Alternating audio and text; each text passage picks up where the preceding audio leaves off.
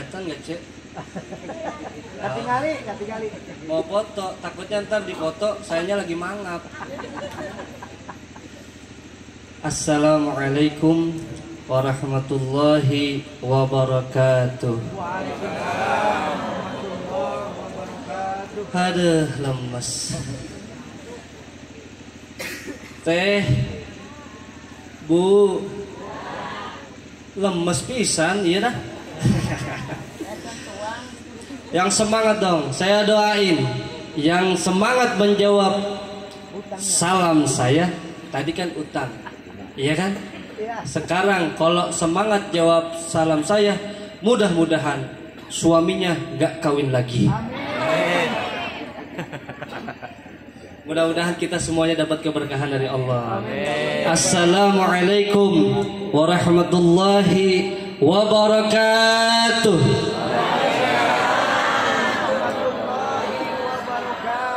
Alhamdulillah. Kayak odol kudu dipencet dulu baru keluar. Alhamdulillah.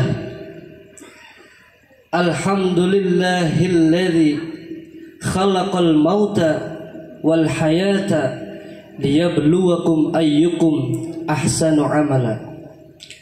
Ashhadu an la ilaha illallah wahdahu la syarikalah wa ashhadu anna sayyidana wa nabiyyana Muhammadan abduhu wa rasuluh. Allahumma salli ala sayyidina Muhammadin miftahi babi rahmatillah adada ma fi ilmillah salatan wa salaman daimaini bidawami mulkillah wa ala alihi wa sahbihi amma ba'du. Kalau doa mah amin gitu Bu. Masa saya diplototin kan saya serem jadinya. Alhamdulillah.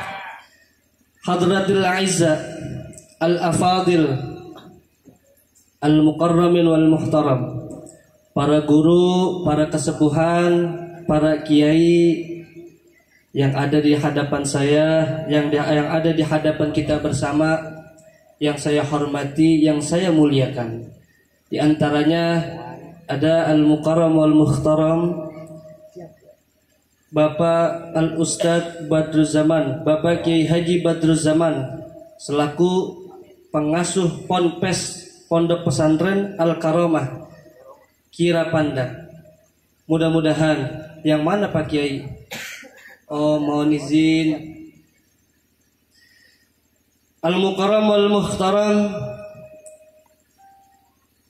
Bapak Al-Ustadz Kiai Haji Salim, sebagai pengasuh Pondok Pesantren Assalam Kirapandak.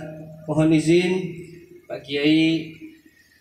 Di antaranya Al-Mukarram wal Muhtaram ada Ustadz Apib Kirapandak, dan yang saya hormati dan saya muliakan Kepala Desa Karya Mukti Bapakku Bunyamin beserta jajarannya. Mohon izin Pak Kades, mohon maaf. Di antaranya ada Al-Mukarram wal Muhtaram Ustadz Aib, ada Ustadz Endung, ada Abah Miming kesepuhan, dan Sahibul Bait Akang Yuda dan keluarga Ibu Neneh dan Bapak Edi yang saya hormati dan saya muliakan, dan seluruh para bapak, para bunda yang cantik jelita, para teteh, para cece yang saya tidak sebutkan namanya satu persatu. Insya Allah mudah-mudahan tidak mengurangi rasa hormat dan rasa takzim kepada bapak dan ece-ece. Aduh, mana gelis-gelis pisan ya. Ini yang muda mana sih, kok nggak ada yang muda ya? Cek, Bu, izin ya. Alhamdulillah saya senang diajak sama Akang Yuda untuk hadir di tempat ini. Kenapa? Saya tidak pernah menemukan kampung yang begitu barakah seperti ini. Amin dong. Amin. Udah ibunya cantik-cantik, gelis-gelis, bapaknya ganteng-ganteng, sopan-sopan, Setiap saya lewat pasti saya dikasih mangga. Saya bingung. Permisi Pak, mangga. Permisi Cak. Nah itu. Tapi sampai sekarang saya belum nyobain, nyiumnya aja belum. Alhamdulillah. Alhamdulillah wa syukurillah. Kita sama-sama berkumpul di tempat yang insya Allah turun rahmat dan barakah dari Allah. Dalam rangka memperingati Maulid Nabi Muhammad sallallahu alaihi wasallam dan haul daripada almarhumah Ibu Nia Rosniawati binti Edi. Bu, saya mah sebenarnya bukan penceramah. Ini cadangan doang. Ada tuh penceramahnya, ganteng, kasep. Nanti, kalau saya mah cadangan doang, tapi nggak kalah ganteng. Sama ya, 11-12. Tahu Aldebaran tahu? Tahu Aldebaran? Lebih ganteng kiainya nanti. Ini nggak ada yang nonton Aldebaran nih. Aldebarannya lagi ceramah ya. Hadirin yang dimuliakan oleh Allah, malam hari ini kita memperingati atau mendoakan atau acara haul. Apa itu haul? Haul itu mempunyai 3 makna. Haul yang pertama maknanya daya dan upaya. Makanya ada zikir la haula wala quwwata. Tidak ada daya dan upaya, tidak ada kekuatan kecuali semua kekuatannya dari Allah. Haul yang kedua maknanya sekeliling, sekitar. Makanya di dalam Al-Quran disebutkan alladzi barakna haulahu, yang mana di sekitar atau sekelilingnya kami berkahi. Nah, haul yang ketiga maknanya setiap tahun. Nah, malam ini nih yang kita peringati pada malam hari ini haulnya daripada Ibu Nia. Kenapa kita memperingati haul untuk orang yang telah meninggal dunia? Bu, saya pengen kasih gambaran. Rasulullah Shallallahu Alaihi Wasallam bersabda bahwasanya mal mayit fi qabrihi illa kal gharikil mutagawwith. Mayit itu di dalam kubur itu ibarat orang yang tenggelam di tengah lautan. Saya mau tanya, kira-kira ada orang tenggelam di tengah lautan, enaknya dikasih ban bekas atau dikasih emas 50 gram? Emas. Orang tenggelam, Bu, orang tenggelam, pantasnya dikasih ban bekas atau emas 50 gram? Masih emas juga Pak Kades? Emang perempuan ya? Harusnya ban bekas. Artinya apa? Yantasiru da'watan. Ini almarhumah menunggu di alam kuburnya doa min abin au ummin au akhin au kerabat, semuanya, dari bapaknya, dari ibunya, dari anaknya, dari saudara-saudaranya, doa yang dipanjatkan untuk si mayit. Untuk apa? Untuk membantu bahwasanya dia itu kayak tenggelam di lautan. Tolong, tolong, tolong. Kira-kira kita mau bantu nggak? Kira-kira kita mau tolong nggak? Saya mau tanya sekali lagi, Bu, umpama ibu sakit, umpama ibu lagi kesusahan, umpama ibu lagi stres berat, kira-kira ada paket datang tiba-tiba, ada hadiah datang tiba-tiba di depan rumah, pas dibuka isinya ada duit 50 juta, seneng gak Bu? Pak Kades lagi pusing, lagi kesusahan, kira-kira ada yang bawa ini paket. dalam kardus, dikirain mah ayam kate. Tahu ayam kate? Tahu. Nggak taunya pas dilihat ada uang sama emas ya 20 gram. Seneng nggak? Itulah gambaran almarhumah ketika para sahabatnya, para saudaranya, para tetangganya dia mendoakan almarhumah, bahagianya Masya Allah. Terima kasih. Dia memiliki rasa yang Masya Allah, ini dari siapa ini? Oh ya Allah, ini kiriman dari Cek Mimin. Ada Cek Mimin di sini? Mana orangnya? Oh ya Allah, ini kiriman dari Pak Kades. Kalau doa itu nyampe, kira-kira nyampe nggak doanya? Nyampe. Kalau doa itu nyampe, ahabbu lebih dia cintai daripada dunia dan seisinya. Masya Allah. Makanya kira-kira ini malam menjadi satu pelajaran buat kita semua. Pelajaran apa? Pelajaran yang sangat amat penting. Kenapa? Karena orang yang sudah mati seperti almarhumah Ibu Nia bisa mengumpulkan satu desa yang mestinya nonton Ikatan Cinta tapi mau duduk bareng-bareng di sini. Alhamdulillah. Tapi banyak orang yang masih hidup bukannya mengumpulkan untuk bersatu, malah memecah belah. Nauzubillah. Nah, disitulah berkahnya.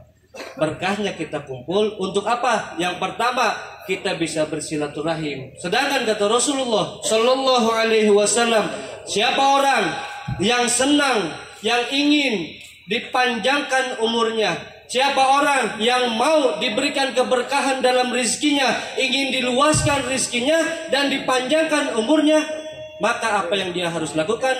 Falyasil rahimah.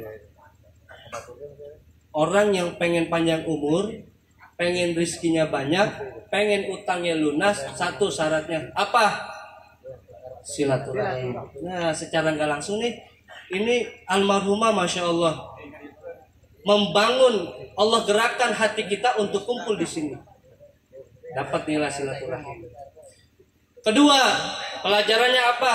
Nih, kita harus ingat. Kenapa kita harus ingat? Al-maut ya'ti baghtatan. Mati itu, mati itu datangnya tiba-tiba. Mati itu datangnya mendadak. Mati itu datangnya nggak nunggu giliran, nggak diundi. Tahu tiba-tiba datang. Serem ya. Assalamualaikum. Kok ada diem aja nih? Mati itu datangnya tiba-tiba. Siapa yang tahu? Makanya pada satu ketika malaikat Jibril datang kepada Rasulullah. Ya Rasulullah, isma syi'ta fa innaka mayyitun. Isma syi'ta fa innaka mayyitun. Nasihat malaikat Jibril kepada Rasulullah itu bukan untuk Rasulullah sebenarnya. Sekelas Rasulullah itu udah nggak butuh nasihat, tapi pelajaran buat umat Nabi Muhammad. Apa kata malaikat Jibril? Ya Rasulullah, wahai Muhammad, isma syi'ta fa innaka mayyitun. Hiduplah kamu sesuka kamu, hiduplah kamu semau kamu. Tapi ingat, kamu tuh bakal mati. Wa'malu syi'ta fa innaka majziyun. Kamu mau hidup kaya, silakan. Kamu mau hidup miskin, nasib. Kau mau hidup hebat, silakan. Tapi ingat, mau berbuat apapun yang kamu sukai, mau berbuat apapun yang kamu mau, semua itu nanti akan ada balasannya. Semua itu nanti akan ada dimintai pertanggungjawabannya. Gimana kira-kira kalau kita pulang nanti tapi nggak punya bekal apa-apa? Bingung kan?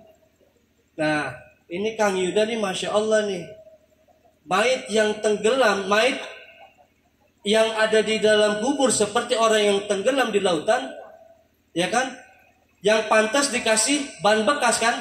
Tapi Kang Yuda bukan ban bekas yang dikasih. Apa yang dikasih? Perahu-perahunya. Tuh, Masya Allah, bersyukur nih. mayit yang ada di kubur. Kenapa? Saya bilang dikasih perahu-perahunya. Kang Yuda udah sedekah makanan. Kang Yuda udah mengajak kita berzikir. Kang Yuda memberikan tempat fasilitas untuk kita bersolawat kepada Nabi Muhammad. Yang mana pahalanya dihadiahkan untuk almarhumah. Bagaimana? Nggak bangga dan bagaimana tidak senang? Alhamdulillah. Yang saya bilang tadi, Bu, Pak Kades, yang saya bilang tadi, saya mau cuma cadangan doang, ya kan? Jadi saya nggak banyak-banyak cerita, saya nggak banyak-banyak ceramah. Cuman satu, saya mau akhiri pembicaraan ini dengan kisah cerita. Mudah-mudahan nanti menjadi pelajaran buat kita bawa pulang.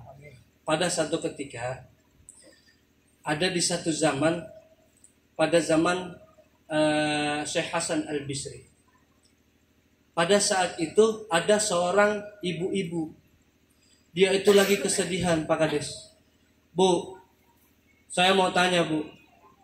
Ketika seorang ibu mempunyai anak yang begitu amat cantik, yang usia belia, tapi ditinggal, meninggal duluan, kira-kira sedih nggak, Bu?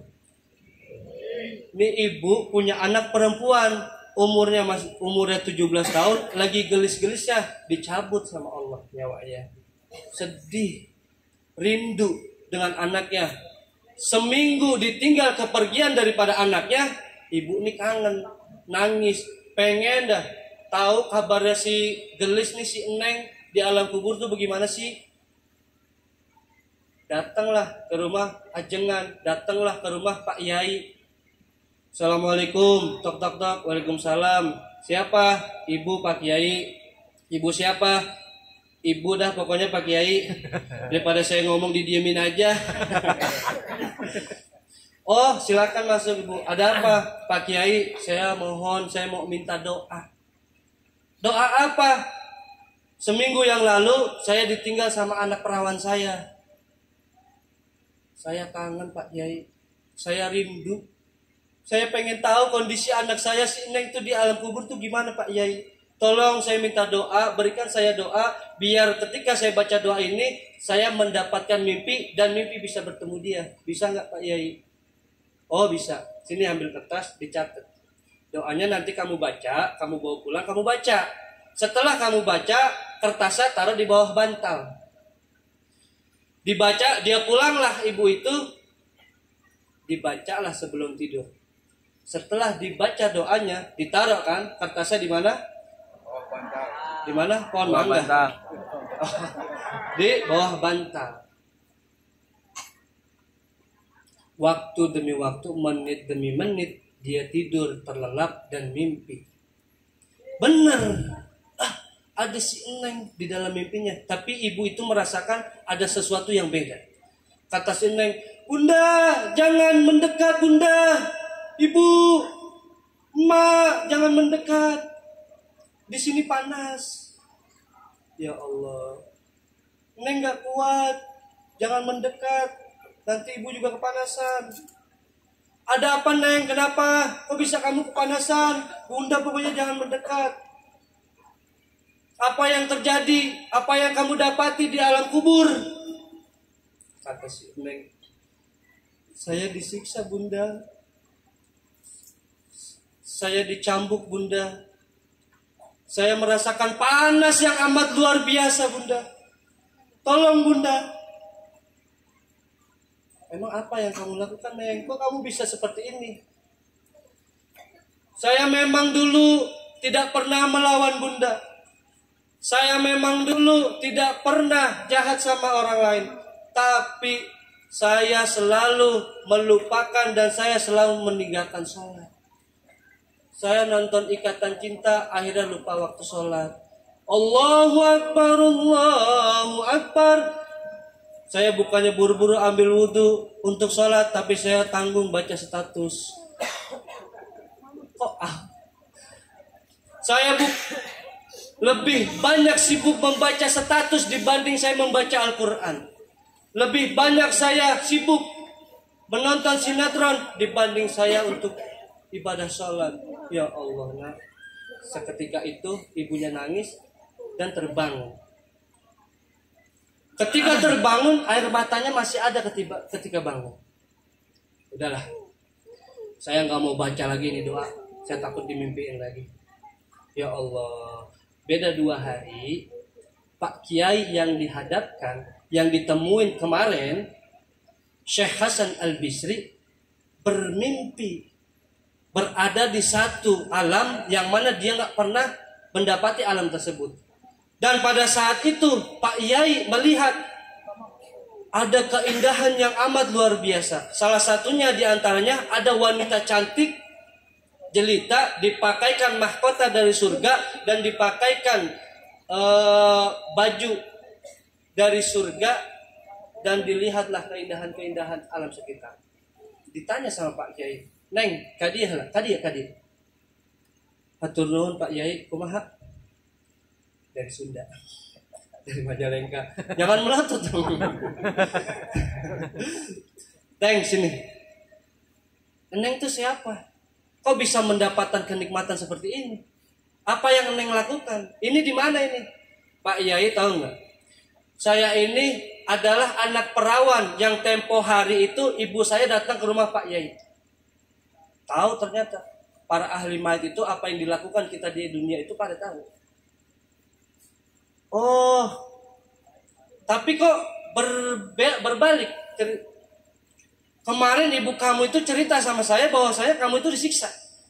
Kamu itu selalu mendapatkan penderitaan dan merasakan kemanasan. Tapi yang saya lihat sekarang, kamu itu mendapatkan kebahagiaan dan kenikmatan. Apa yang kamu lakukan? Betul Pak Kiai. Saya itu memang mendapatkan siksaan yang amat berat. Siksaan yang amat pedih sehingga saya merasakan kepanasan yang tidak ada henti-hentinya. Tapi ketika ibunda saya datang ke rumah Pak Kiai, sepulangnya dia ke rumahnya, ada santrinya Pak Kiai itu lewat. Santrinya Pak Kiai itu lewat, kebiasaan santrinya selalu bersolawat. Sallallahu ala Muhammad, sallallahu ala Muhammad, sallallahu ala Muhammad. Karena kebiasaannya dia baca solawat, melewatilah pekarangan, melewatilah kuburan, nggak sengaja lewat di atas pekuburan saya. Di sini ada 500 jenazah yang sedang disiksa Pak Kiai.